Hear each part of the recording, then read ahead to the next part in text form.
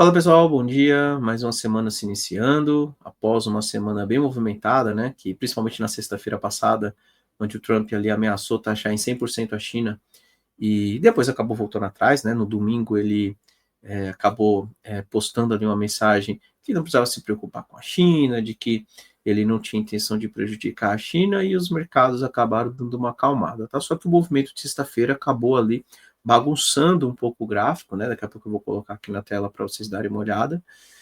Então, vejo que o principal ponto aí, né, para ser observado ao longo da semana é justamente essa questão aí envolvendo China, Estados Unidos, como que o Trump aí vai se pronunciar nos próximos dias, né? Isso aí pode trazer um pouco mais de volatilidade no mercado, então por isso sugiro aí que tenha um pouco mais de cautela, principalmente com o tamanho de posição, né? Mercado ficando um pouco mais estressado, isso aí pode gerar movimentos fortes, né? Tanto para cima quanto para baixo. E aí, se você estiver do lado contrário, tende a machucar um pouco mais, tá?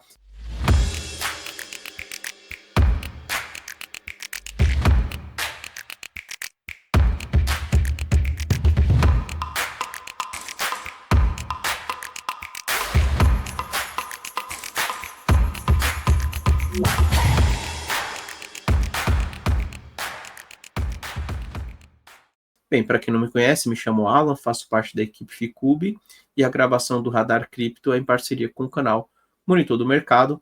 Vamos colocar minha tela aqui para começar falando do Bitcoin. Então, olha aqui o movimento do Bitcoin, né? Movimento forte de queda. Na sexta-feira ele chegou a bater a mínima próximo dos 102 mil, tá? Ele quase que veio testar essa região de fundos aqui nos 100 mil, os fundos de junho ali, né? 22 de junho, 6 de junho, tá? Então, um movimento bem forte de queda.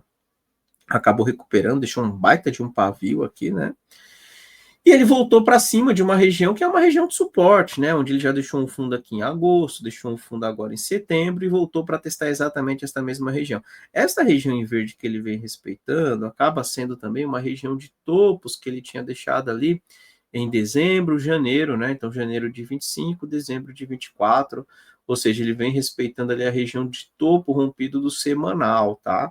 Ele não pode perder essa região, porque se ele perder, ele volta para testar a região dos 100 mil, quem sabe até mesmo podendo ir lá buscar. Bem, se ele faz isso, a gente entende que a tendência acabou, né? Então, por isso tem que tomar cuidado se ele começar a perder aí a casa dos 100 mil ali, né? 110, que é o que ele está testando agora, porque aí fica esquisito, tá? Ele acabou não tendo fechamento para baixo, né? Então ele deixou um paviozão lá, então a região de suporte ainda segue sendo respeitada. Como é uma região de suporte ele respeitou, eu gosto mais da compra por aqui, tá? Ah, então você compra agora? No momento eu não compro, porque vamos lá, né? Ele vem de uma pernada forte de queda, faz um repique, eu não sei se ele ainda faz isso aqui, tá? O que eu gostaria de ver aqui olhando o Bitcoin seria um teste de novo ali próximo do 110, e aí se ele não perder, tentaria uma compra, stop curtinho, tentando levar de volta para a região dos 120, 123 mil, que é a região de topos anteriores. Quando eu vou para o gráfico de 120 minutos, né, então gráfico de 2 horas, é o que ele justamente está ameaçando agora fazer, né? Ele fez essa movimentação de queda, faz um repique, já começa a demonstrar uma certa dificuldade. Vamos esperar pelo menos ele voltar aqui para próximo dos 112.500, 112.400. Testou aqui essa região, não perdeu, apontou para cima, pode ser uma primeira tentativa. E assim, uma primeira tentativa, quando eu digo, seria a posição menor, né? Não vai ficar ali extremamente alavancado, porque a gente não sabe ali, daqui a pouco sai uma notícia ali mais pesada, o mercado vem rompendo tudo para baixo ali, aí se você estiver alavancado, vai acabar machucando, tá? Então, eu vejo ali que é mais um momento, né?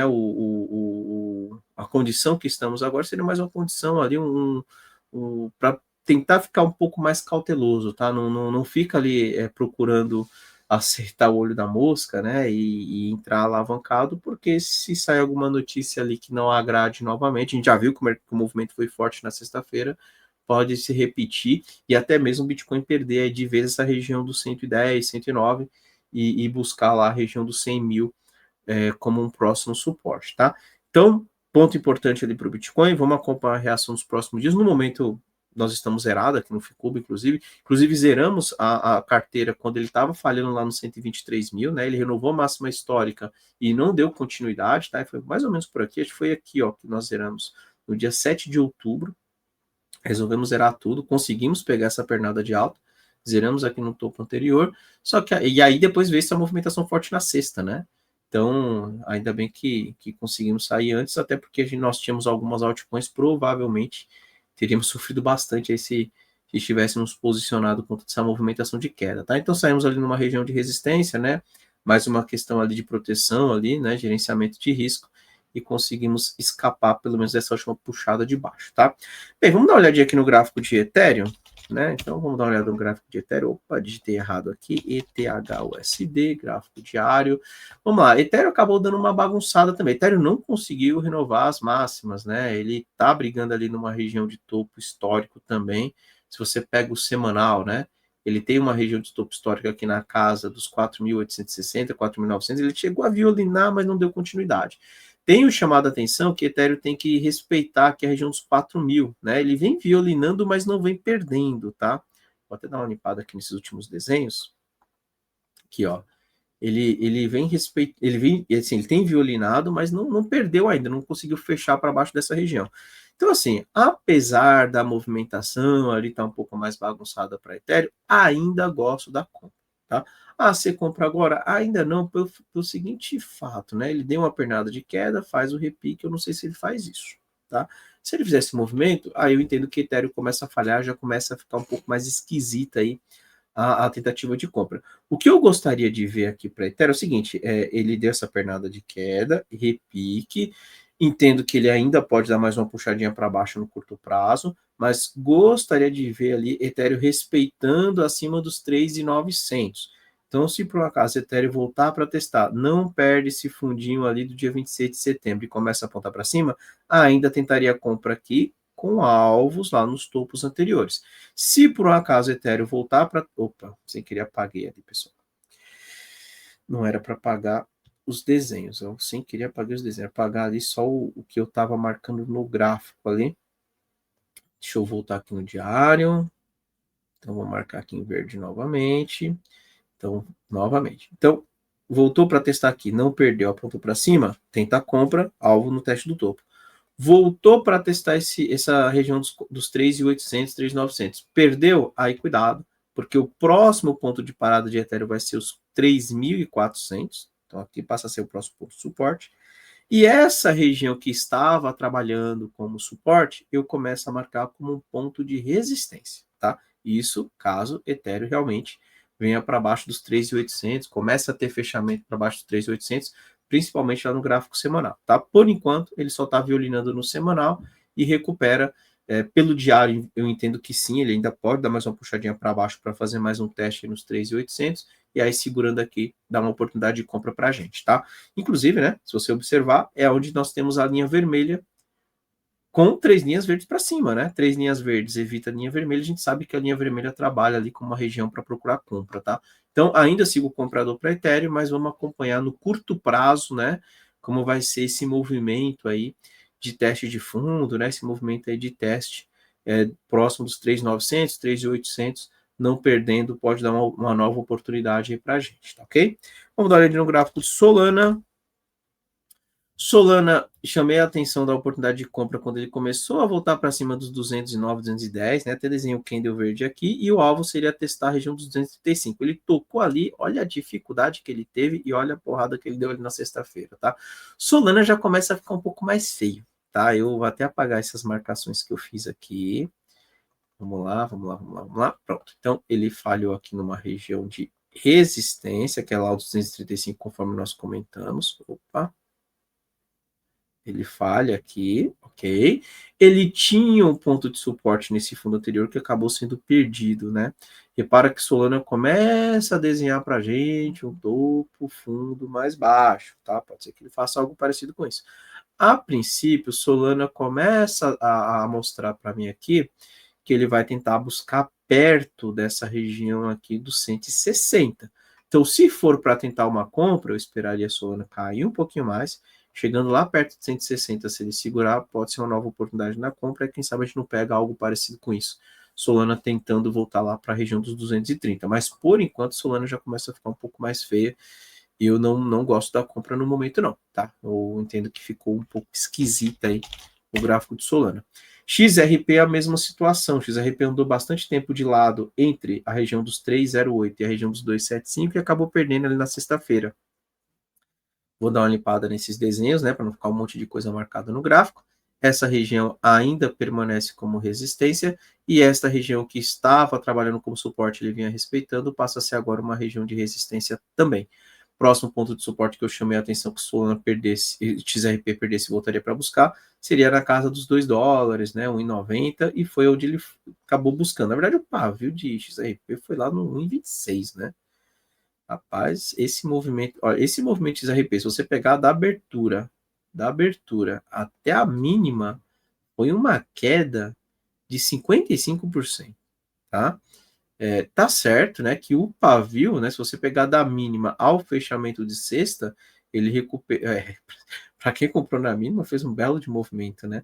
Da mínima até o fechamento, ele voltou 88%, né? Então tá dando 88% da mínima até o fechamento. Então, assim, volatilidade total na sexta-feira, um movimento bem forte. Nós não estávamos posicionados, volto a repetir, estávamos zerados justamente por conta ali de entender que estava numa região de resistência lá o Bitcoin e de que o mercado estava voltando, então preferimos ali fazer mais uma saída para tentar proteger o que já estava no positivo e ficamos de fora de toda essa movimentação aí de queda, né? Ainda bem, porque nós estávamos comprado e acabou, pelo menos, não ficando ali dentro dessa bagunça, tá?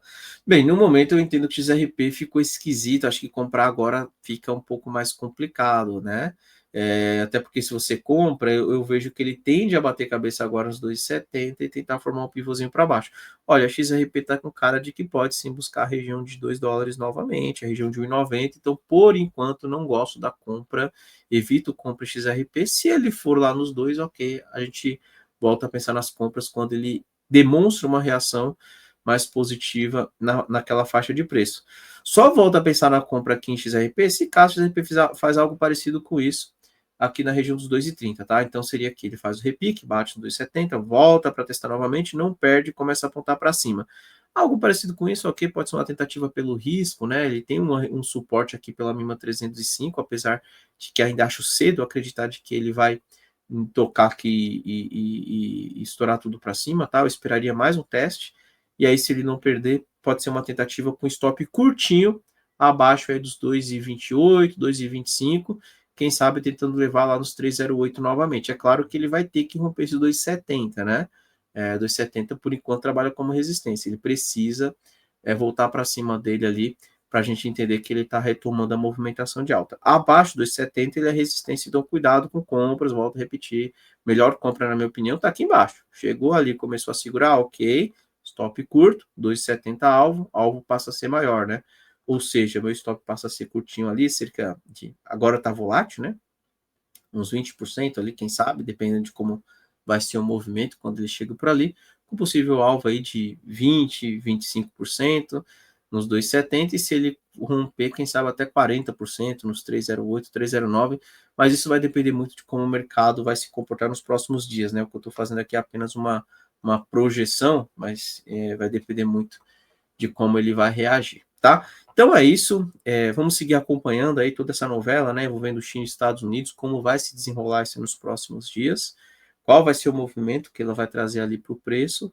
Eu ainda fico ali mais na observação, tá? Eu não tento compras no momento, eu vou aguardar um pouco mais ali para ver como é que o mercado vai reagir nos próximos dias. Se por acaso esse mercado ali começar a demonstrar uma reação mais interessante no teste desse último fundo que ele marcou, a gente volta a pensar nas compras. Caso contrário, deu sequência ali na movimentação de queda, aí não tem muita coisa para ser feito, né? Quem sabe até algumas oportunidades na venda para quem gosta de operar vendido, mas aí temos que observar com mais cautela, né, e ver os candidatos que tenham uma melhor relação risco-retorno, tá ok? Bem, pessoal, então é isso, vou encerrando por aqui, desejo aí para todos uma excelente semana, e semana que vem nós estamos de volta aqui com o nosso Radar Cripto, em parceria com o canal Monitor do Mercado. Um abraço a todos, tchau, tchau.